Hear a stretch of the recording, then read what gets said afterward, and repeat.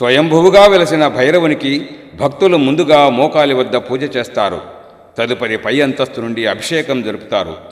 అడుగడుగునా భక్తుల కాచి రక్షించే ఆదిదేవుని అనునిత్యం భక్తులు నమ్మి కొలుస్తారు. పిల్లా పాపలను పాడి పంటలను కాపాడమని వేడుకుంటున్నారు.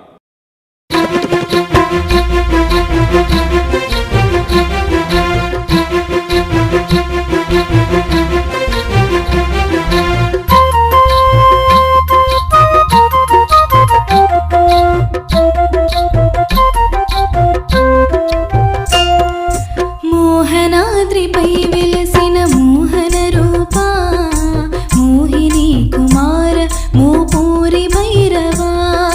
మోహనాద్రిపై వెలసిన మోహన రూపా, మోహిని కుమార మోపూరి భైరవా.